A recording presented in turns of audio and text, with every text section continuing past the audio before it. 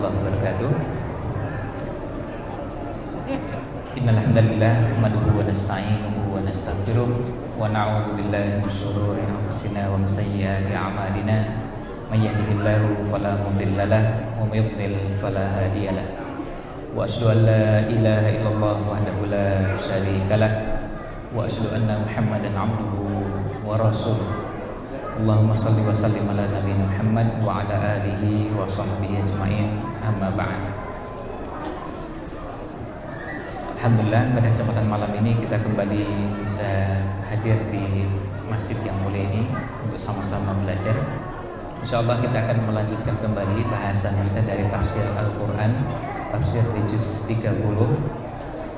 Dan InsyaAllah pada malam ini kita melanjutkan ada sekitar 4 ayat yang menjadi rangkaian dari pembahasan sebelumnya. Jadi masih berkaitan dengan kisah Nabi Musa alaihissalam yang berhadapan dengan Fir'aun dan kekuatannya.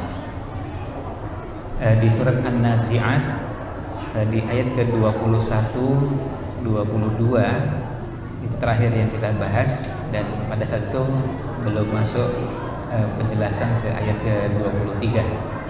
InsyaAllah kita akan masuk pada kesempatan di malam ini di ayat ke-23, kemudian 24, 25 dan 26. Kita akan awali pembahasannya terlebih dahulu.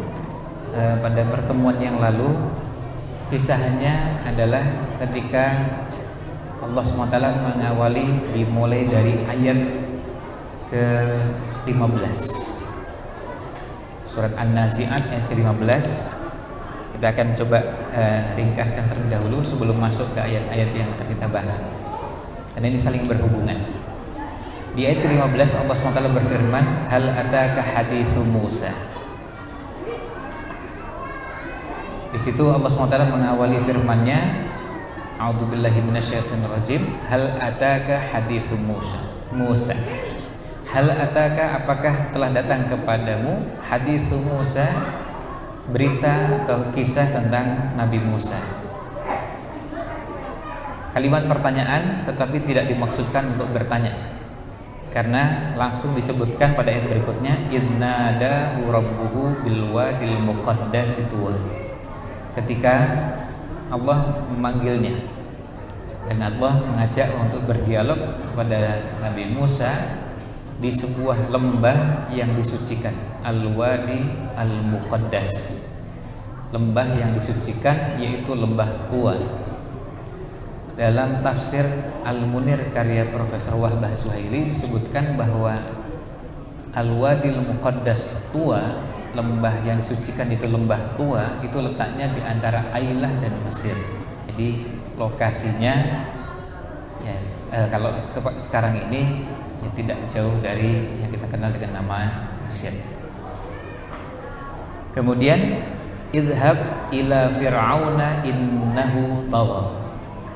Pergilah kamu ke Fir'aun. Ini perintahnya. Seru ajak dan temui Fir'aun, karena Fir'aun ini sudah melampaui batas. Jelas. Keperluannya berarti apa? Keperluannya adalah mengajak Fir'aun untuk kembali ke jalan Allah. Dan ini merupakan salah satu dari sekian banyak tugas utama para nabi dan rasul, yaitu mengajak umat manusia ke jalan Allah SWT, dan ini tugas utama yang terpenting. Nanti rincian atau detailnya ada yang berkaitan dengan mengajak mereka untuk beribadah hanya kepada Allah, kadang dibahasakan dengan tazkiyatun nufus seperti yang ada ayat berikutnya. Tapi semuanya seruannya sama. Ini seruan para nabi dan rasul. Maka dalam pembahasan iman kepada Rasul itu ada pembahasan tentang bahwa semua nabi dan rasul itu punya kesamaan, meskipun juga punya perbedaan. Di antara kesamaannya adalah semua nabi dan rasul ajakannya sama, seruannya sama, yaitu mengajak ke jalan Allah Subhanahu wa taala. Nah, ini salah satu kesamaannya. Tetapi salah satu perbedaannya adalah masing-masing nabi dan rasul punya syariat. Likullin ja'alna minkum syir'atan wa minhaja. Setiap nabi, setiap rasul punya syariat punya minhaj yang bisa jadi berbeda satu dengan yang lain. Kita semua ketahui syariatnya Bani Israel tidak sama dengan syariat umat Nabi Muhammad SAW. Bicara tentang sholat, puasa, zakat, atau beberapa syariat yang lain. Nah, ajakannya adalah faqul hal laka ila an tazakka. Kalimat ini menggambarkan bahwa Nabi Musa menyampaikan ajakannya kepada Fir'aun dengan bahasa yang santun. Padahal orangnya sudah berada pada puncak kezaliman yang luar biasa. Faqul, katakanlah olehmu wahai Musa, kepada siapa? Kepada Fir'aun. Hal laka ila an tazakka. Adakah keinginan bagimu untuk membersihkan diri dari kesesatan? Itu adalah bagian dari tazkiyatun nufus. Wa ahdiyaka ila rabbika fatakhsha, dan aku tunjukkan kepadamu jalan menuju Rabbmu sehingga kamu takut. Nanti kita akan lihat fatakhsha di sini nanti akan berhubungan dengan ayat ke-26 yang akan kita bahas insyaallah di akhir pertemuan malam ini. Di sini fatakhsha, kemudian di akhir ayat ke-26 yakhsha. Inna fi dzalika la'ibratan liman yakhsha. Di sini ajakan Nabi Musa alaihissalam jelas mengajak Fir'aun untuk kembali ke jalan Allah SWT dan mengajaknya untuk supaya takut dengan Allah SWT. Karena bagi Allah sangat mudah untuk membinasakan orang yang berbuat zalim. Kadang ada yang ditunda dan ada yang disegerakan, dan kemudian caranya Allah memberikan balasan atau azab juga dengan cara yang bisa jadi tidak terbayangkan sama sekali oleh mereka yang melakukan kezaliman tersebut. Kita lihat di sini fa'arahul ayatul kubra, untuk meyakinkan, di samping mengajak, Nabi Musa alaihissalam menunjukkan mukjizat yang seharusnya itu sudah cukup untuk membuat Fir'aun mau sadar. Karena apa yang ditunjukkan adalah mukjizat. Mukjizat itu siapapun nabi dan rasul yang menunjukkan kepada orang yang ditunjuk, jadi mau musuh-musuhnya atau umatnya, selalu sesuatu yang tidak mungkin dilakukan oleh manusia, tidak sanggup dikerjakan oleh manusia. Namanya mukjizat. Secara bahasa mukjizat itu adalah sesuatu yang tidak mungkin dilakukan oleh manusia. Dari kata ajiza yang artinya lemah, tidak sanggup, tidak mampu. Manusia tidak mampu melakukannya. Ketika disebutkan Al-Quran mukjizat, itu artinya apa? Tidak ada satupun orang yang bisa membuat yang seperti Al-Quran. Kalau perlu bukan satu orang, sekumpulan orang. Bukan hanya sekumpulan, bisa ratusan, kalau perlu ribuan orang berkumpul, cari pakar bahasa, pakar sejarah, pakar ini dan itu, lalu kumpul membuat yang seperti Al-Quran. Tantangannya ada 3. Membuat yang seperti Al-Quran, membuat seperti 10 surat dalam Al-Quran, lalu diturunkan lagi paling rendah, silakan buat 1 surat saja yang seperti Al-Quran. Tidak ada yang sanggup. Dan kalau perlu suratnya, cari surat yang paling pendek. Inna a'tainakal kautsar, itu paling pendek. Atau wal asri, silakan cari surat yang paling pendek, ayatnya cuma 3, kemudian masing-masing pendek-pendek. Ada yang tidak perlu bikin satu suratnya seperti surat Al-Baqarah yang panjang luar biasa. Cukup surat Al-Ikhlas, Al-Falaq, An-Nas, Al-Asr, atau silakan cari surat apapun yang mirip seperti itu. Tidak ada satupun yang sanggup. Itu namanya mukjizat. Jadi kalau mukjizat sudah ditunjukkan, selain menunjukkan bahwa yang mengantarkan atau menampakkan adalah Nabi dan Rasul utusan Allah, sudah pasti manusia tidak akan sanggup membuat yang seperti itu. Nah, fa'arahul ayatal kubra. Apa yang terjadi? Sudah ditunjukkan seperti itu, Fir'aun menunjukkan tabiat aslinya dan tetap dengan tabiat aslinya. Fakadzdzaba wa 'asha. Fir'aun mendustakan, tidak percaya, tidak mau beriman baik kepada Allah SWT maupun kepada utusannya, kepada Rasul yang diutus kepada Fir'aun, yaitu Nabi Musa alaihissalam. Wa 'asha, dan tetap dengan sikapnya, yaitu tidak mau tunduk, membangkang dan durhaka. Lalu tidak berhenti sampai di situ. Ini untuk menunjukkan betapa pembangkangan yang dilakukan oleh Fir'aun itu berada pada puncaknya. Maka diceritakan kepada kita untuk nanti di akhir bahasannya di ayat ke-26 untuk jadi ibrah, jadi pelajaran. Karena apa? Orang bisa jadi tidak menerima ajakan, menerima nasihat. Misalnya orang menerima ajakan dalam bentuk ayat atau hadis nasihat, ada yang memilih untuk nggak mau ikut tapi diam. Tapi Fir'aun enggak. Selain mendustakan, kemudian tidak mau taat, lalu tsumma adbara yas'a. Kemudian Fir'aun dia berpaling seraya berusaha untuk menentang Musa. Akhirnya apa? Fir'aun bukan cuma berhenti, tapi juga setelah itu berkumpul dengan orang-orang di sekelilingnya. Bahkan apa? Merencanakan berbagai upaya untuk menghentikan Nabi Musa alaihissalam. Sampai-sampai fahasyara fanada.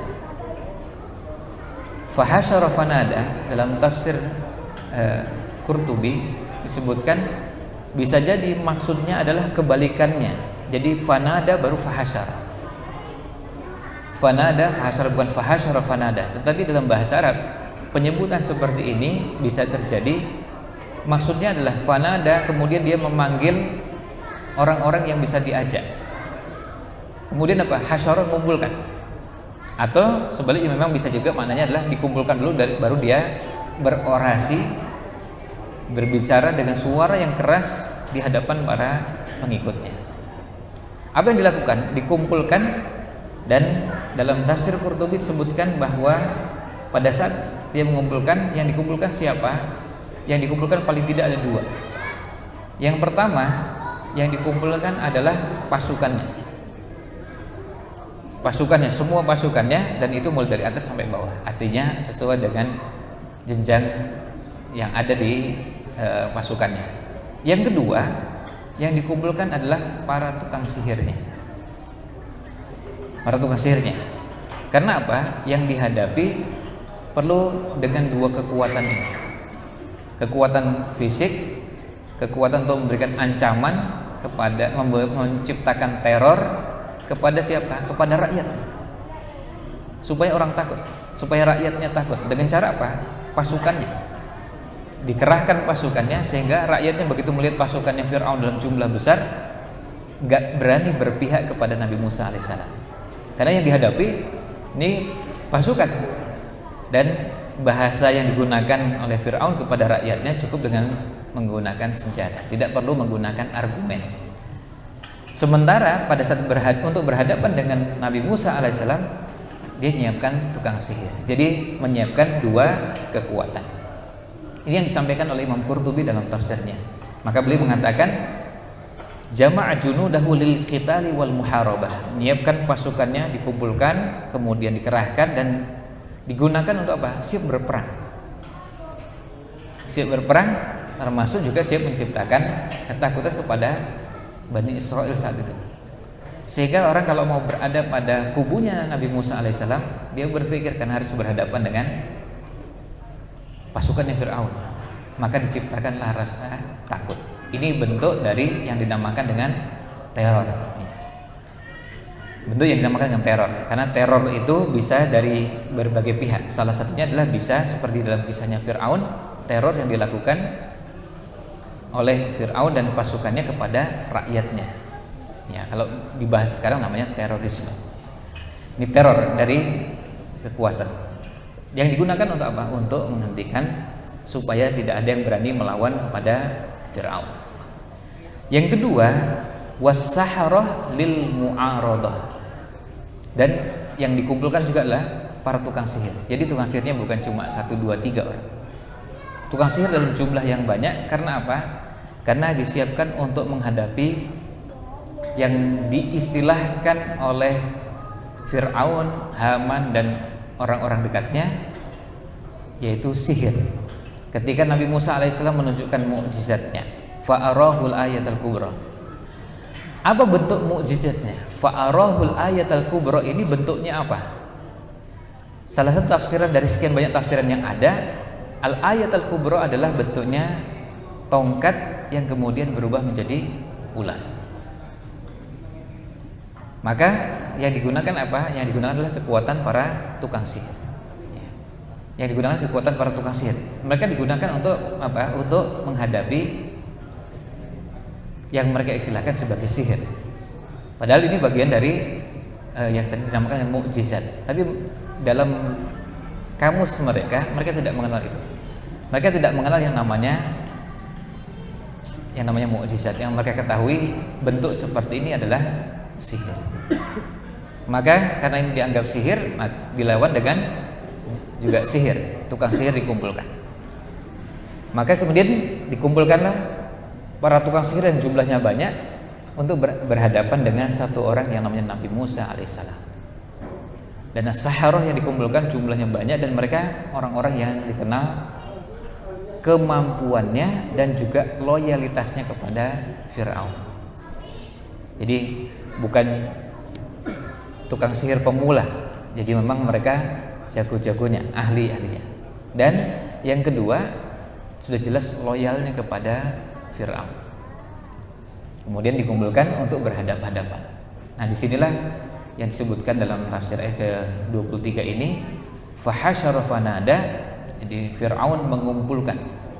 Yang dikumpulkan siapa? Tentu mengumpulkan semua kekuatan yang bisa mendukung Fir'aun untuk berhadapan dengan Nabi Musa alaihissalam. Dan tadi yang Qurtubi mengatakan ada dua, itu pasukan dan para tukang sihir. Sebagian yang menuliskan tentang tema ini ada yang menggambarkan bahwa tukang sihir adalah perwujudan atau gambaran dari yang namanya ahli ilmu. Orang-orang yang punya pengetahuan, orang-orang yang berilmu, tapi ilmunya tidak digunakan untuk kebenaran, tapi digunakan untuk mendukung kekuasaannya Fir'aun. Nah, ini yang dilakukan. Jadi dikumpulkan semuanya, fahasyara fanada. Nah, setelah dikumpulkan dan dirasa kuat dan siap berhadapan dengan Nabi Musa alaihissalam, lalu pada ayat berikutnya Allah menceritakan faqala ana rabbukumul a'la. Lalu Fir'aun dengan sesumbarnya mengatakan ana rabbukumul a'la. Aku adalah Tuhan kalian yang paling tinggi. Orang mengaku dirinya sebagai Tuhan, itu adalah bentuk keangkuhan yang luar biasa. Apalagi mengaku dirinya sebagai Tuhan yang paling tinggi. Ana rabbukumul a'la. Al-a'la artinya yang paling tinggi. Sebagian ulama tafsir menghubungkan ayat ini dengan yang terdapat di ayat yang lain, ketika Fir'aun mengatakan malakum min ilahin ghairi. Tidak ada lagi Tuhan bagi kalian selain saya. Nah, kalau dilihat kisahnya, Fir'aun sudah sampai pada puncaknya seperti ini, tentu tidak serta-merta. Sebagian penulis sejarah menyebutkan bahwa Fir'aun yang merupakan gelar atau julukan raja-raja di Mesir saat itu, kalau dilihat Fir'aun yang pertama itu sudah mengaku dirinya sebagai anak Tuhan. Jadi kalau yang ini sudah mengaku dirinya sebagai Tuhan dan Tuhan yang paling tinggi, itu prosesnya tidak serta-merta dan tiba-tiba. Karena sebelumnya sudah beberapa generasi sebelumnya sudah mengatakan dirinya saya adalah anak Tuhan. Kemudian naik lagi levelnya sampai akhirnya mengatakan dirinya sebagai Tuhan. Jadi dulu masih menganggap anak Tuhan, sekarang sudah mengatakan dirinya sebagai Tuhan dan bahkan Tuhan yang paling tinggi. Fir'aun keberapa ya? Fir'aun yang dihadapi oleh Nabi Musa alaihissalam, ada sebagian yang mengatakan adalah Fir'aun ke-14. Jadi yang satu masih mengatakan dirinya sebagai anak Tuhan. Mau berapapun angkanya, tetapi prosesnya tidak serta-merta, tidak langsung mengatakan dirinya sebagai Tuhan. Tapi sebelumnya sudah mengatakan dirinya sebagai anak Tuhan, lalu kemudian naik sampai akhirnya mengatakan ana rabbukumul a'la.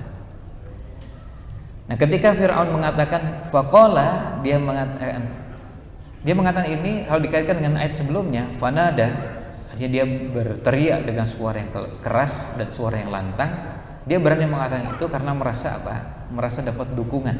Ada pasukan, ada tukang sihir.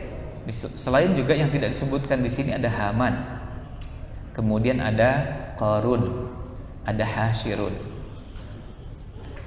Artinya sekian banyak pendukung Fir'aun. Kalau Haman dianggap sebagai perdana menterinya atau menteri segala urusan yang kemudian berada pada posisi sebagai penasihatnya Fir'aun.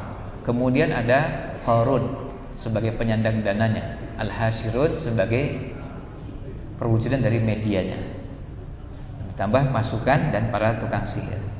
Baru kemudian Fir'aun mengatakan ana rabbukumul a'la, aku adalah Rabb kalian yang paling tinggi. Nah, Imam Qurtubi mengatakan pada saat Fir'aun mengatakan fanada, artinya dia berteriak dengan suara yang keras, karena nada nida itu dengan suara yang lantang dan tinggi, kemudian menyuarakan dan berani menyuarakan dengan sangat keras untuk mengatakan ana rabbukumul a'la, saya adalah Tuhan kalian yang paling tinggi. Fa akhadahu Allahu nakalal akhirati wal ula. Ini sudah berada pada puncaknya, maka sudah saatnya untuk mendapatkan azab.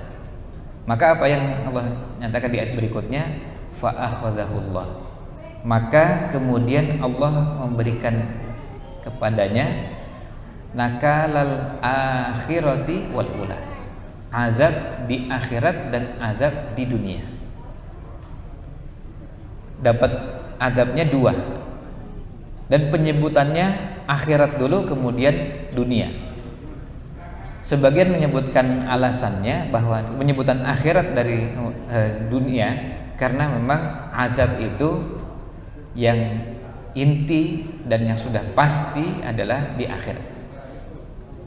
Sementara di dunia bisa jadi ada yang tidak terlihat dia mendapatkan azab, meskipun sebetulnya dia tersiksa.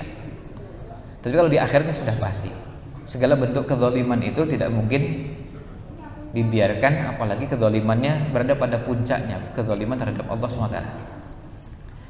Kemudian ada yang mengatakan bahwa disebutkannya akhirat karena akhirat itu yang paling berat. Di dunia ini, kalau orang tersiksa dengan siksaan dalam bentuk apapun masih ringan dan gak ada apa-apanya. Apa dasarnya? Ada hadis qudsi. Ketika didatangkan dua orang. Yang pertama orang yang selama di dunia merasakan berbagai kenikmatan, kesenangan dan puluhan tahun.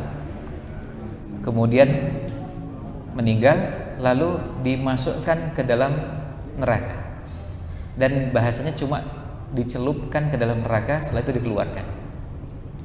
Lalu ditanyakan kepada yang bersangkutan, hal ra'aita na'iman qad, apakah kamu pernah melihat kenikmatan sekali saja? Apa jawabnya? Demi Allah saya tidak pernah merasakan dan tidak pernah melihat. Semua kenikmatan dunia yang begitu panjang, puluhan tahun, begitu masuk neraka cuma dicelupkan lalu kemudian dikeluarkan, itu langsung hilang semua. Gak ada apa-apanya. Padahal itu cuma sebentar. Sebaliknya, lalu kemudian dicarikan, didapati ada orang yang selama di dunia mendapatkan berbagai ujian, cobaan dan kehidupan yang menyengsarakan. Kemudian dimasukkan ke dalam surga dan cuma dicelupkan sebentar, setelah itu dikeluarkan. Hal ra'aita bu'san qad, apakah kamu pernah merasakan sesuatu yang memberatkan, menyulitkan, kesengsaraan, kesusahan? Apa jawabnya? Demi Allah saya tidak pernah melihatnya sama sekali. Lupa semua ya, lupa semua kesulitan dunia, kesengsaraan dunia yang begitu banyak. Itu dengan masuk surga cuma sebentar langsung hilang semua. Nah, itu artinya apa? Ini untuk menegaskan bahwa karena kehidupan, nah ini poinnya, karena kehidupan akhirat itulah kehidupan yang menjadi kehidupan hakiki. Kita di dunia kalaupun hidup 60-70 tahun, kalau perlu 100 tahun, dibanding dengan akhirat kan gak ada apa-apanya. Kehidupan akhirat kan bukan 10 kali lipatnya. Kan kehidupan akhirat bukan 1000 tahun. Dan bukan juga 20 kali lipatnya, bukan 2000 tahun. Juga bukan 30 kali lipatnya, bukan 3000 tahun, bukan 4000 tahun. Artinya, kalaupun sempat merasakan kenikmatan tapi dengan melakukan kezaliman, kejahatan, apapun bentuknya, lalu kemudian berujung dengan neraka, ya gak sepadan. Ya gak sepadan. Sebaliknya, kalau kemudian kita bersusah payah di dunia ini untuk mengejar kenikmatan di surga kelak, itu memang layak, karena layak untuk diperjuangkan. Nah, ini alasan atau berbagai alasan yang menyebutkan kenapa yang disebutkan adalah akhirat dulu kemudian baru dunia. Nakalal akhirati wal ula. Disebutkan akhirah kemudian ula. Ula itu untuk penyebutan dunia. Karena ula itu yang di awal, yaitu kehidupan sebelumnya, kehidupan dunia ini. Ada beberapa istilah untuk menggantikan ula, di antaranya dunia. Ula, dunia itu sama. Dunia itu dari kata dana yang artinya dekat. Dunia itu dekat, sementara akhirat itu jauh. Ula itu yang pertama, akhirat itu yang kemudian. Nah, maksudnya jelas sama. Maksudnya adalah dunia dan akhirat. Tapi penyebutannya akhirat dulu kemudian dunia. Yang menarik adalah ketika Allah memberikan azab kepada Fir'aun di akhir hayatnya dan kemudian azab yang akan disediakan di akhirat. Penyebutannya akhirat dan dunia, tapi bentuknya dua hal yang bertolak belakang. Kita semua tahu bagaimana Fir'aun dibinasakan bukan dengan cara diberikan azab dalam bentuk api, tapi apa? Air. Dengan air. Sementara di akhirat kelak diazab dengan neraka. Antara air dan api, dua hal yang bertolak belakang. Di dunia dengan cara apa? Ditenggelamkan. Dan Allah sebutkan di ayat yang lain, Allah sengaja pertahankan jasadnya supaya menjadi pelajaran bagi siapapun yang berbuat zalim, bahwa Fir'aun yang sekuat itu bisa dibinasakan, dan cara membinasakannya dengan cara yang sangat sederhana, cuma dikasih air aja. Jadi nggak pakai pasukan yang besar, kemudian harus ada pertempuran ini dan itu, cuma diberikan air, lalu kemudian semuanya tenggelam dan selesai. Nabi Musa alaihissalam dan kaumnya tidak menggunakan senjata apapun, dan memang kalau berhadapan-hadapan jelas nggak mungkin, karena yang dihadapi pasukan dan jumlahnya besar, pasukan terlatih, sementara Nabi Musa alaihissalam dengan pengikutnya yang ikut ada laki, perempuan, tua, muda, sampai juga yang anak-anak juga ikut, kan nggak mungkin berhadapan-hadapan, sementara ini pasukan. Maka cara Allah untuk menghentikannya dengan cara apa? Atau membinasakannya cukup dengan diberi air. Setelah itu kemudian Allah binasakan semuanya. Dan sekaligus juga kisah ini mengingatkan kepada kita bagaimana awal kehidupan Nabi Musa alaihissalam. Juga kita ingat dengan bagaimana Nabi Musa alaihissalam di air. Kan begitu. Ketika ibunya khawatir ketahuan oleh petugas kerajaannya Fir'aun, maka jasad atau tubuhnya bayi Nabi Musa alaihissalam yang kecil dan mungil ini kemudian diletakkan di air, dan mbak yunya Nabi Musa alaihissalam diminta untuk mengawasi, dan pesan ibunya cuma satu kata, yaitu qussi. Qussi artinya apa? Tolong awasi, tolong pantau, tapi jangan terlalu dekat, karena apa? Nanti kalau ketahuan oleh petugas kerajaannya Fir'aun bisa ditangkap dan berurusan panjang. Nah, itu tempatnya di mana? Tempatnya di air. Jadi kisahnya Nabi Musa sampai akhir hayatnya Fir'aun itu erat hubungannya dengan air. Nah, di awal kisah ada air, dan kemudian kita semua ketahui sampai akhirnya Nabi Musa yang mungil saat itu masih bayi sampai akhirnya masuk ke kerajaannya Fir'aun lewat air. Tapi juga dengan air itu pula Allah membinasakan Fir'aun.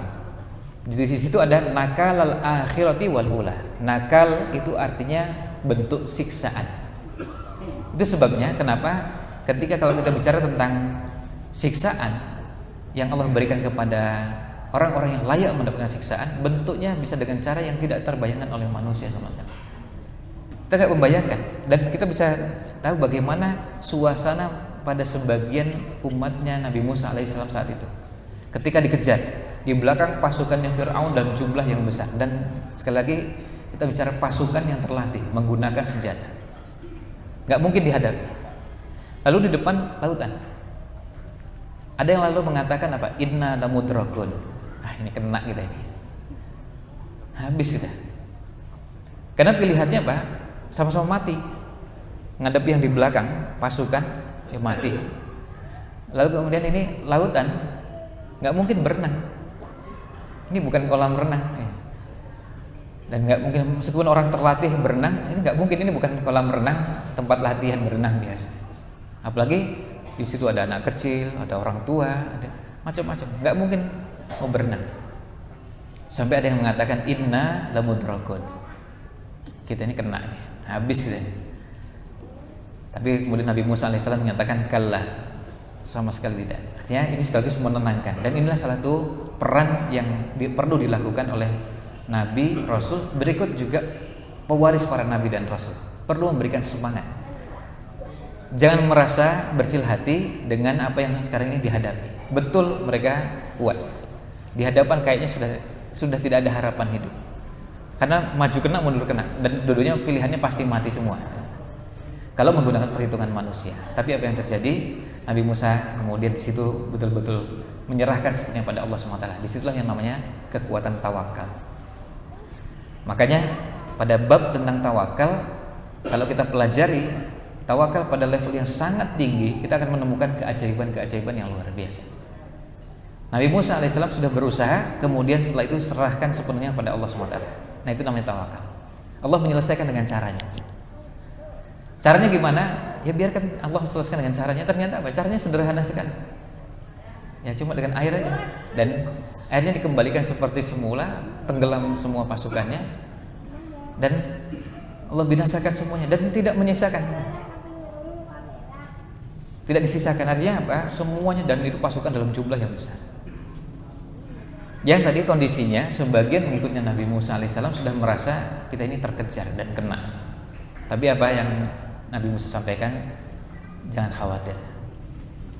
Nah, di situ sekaligus juga menunjukkan kepada kita pentingnya menanamkan iman, menanamkan tauhid dalam diri, bahwa semua itu yang mengatur adalah Allah SWT. Kita sering mengucapkan Allahu Akbar. Allah Maha Besar. Artinya Allah Maha Besar dari semua yang ada. Termasuk apa? Pada kondisi seperti itu termasuk Fir'aun dan semua kekuatannya. Yang menurut perhitungan manusiawi saat itu nggak ada yang mengalahkan. Sebagian ulama tafsir ketika menjelaskan ayat ini kepada Nabi Muhammad SAW, padahal pembahasannya kalau di 14 ayat sebelumnya dan nanti setelah ayat ke-28 mulai 27 dan seterusnya, itu kan pembahasannya tentang Nabi Muhammad SAW sedang menjelaskan kepada orang-orang Quraisy. Untuk apa ini? Untuk menjelaskan kepada Nabi SAW sebagai bentuk hiburan yang beliau sampaikan kepada nabinya. Allah SWT sampaikan kepada nabinya bahwa jangan merasa berkecil hati. Fir'aun yang sudah sekuat itu pun membinasakan. Jadi nggak perlu khawatir. Sementara orang-orang Quraisy itu tidak sekuat Fir'aun. Yang dihadapi oleh Nabi Muhammad SAW itu tidak sekuat, tidak sehebat Fir'aun dan pasukan. Hanya orang-orang Quraisy, betul, mereka punya orang-orang yang menggunakan kekuatan ini dan itu, tapi kalau dibandingkan dengan Fir'aun dan pasukannya nggak ada apa-apanya, masih belum apa-apa. Pengerahan pasukannya, kemudian ada kekuatan-kekuatan lain yang mendukung, itu tidak ada apa-apanya dibanding dengan Fir'aun. Artinya orang-orang Quraisy betul ada Abu Lahab, ada Abu Jahal, kemudian ada ini dan itu, tapi tidak ada apa-apanya dibandingkan dengan yang dihadapi oleh Nabi Musa alaihissalam. Makanya itu kemudian yang menyebabkan Nabi Muhammad SAW pernah bersabda, sungguh Nabi Musa alaihissalam itu dapat ujian dan cobaan yang lebih berat dari saya, dan beliau lebih sabar. Nah inilah yang nanti insya Allah akan kita lihat pada akhir ayat, yaitu inna fi dzalika la'ibratan liman yakhsha. Berhubung sudah akan masuk waktu Isya, insya Allah ulasan ini kan kita lanjutkan pada kesempatan yang akan datang. Kita cukupkan, kita akhiri dengan kafaratul majlis. Subhanakallahumma wa bihamdika asyhadu an la ilaha illa anta astaghfiruka wa atubu ilaik. Wassalamualaikum warahmatullahi wabarakatuh.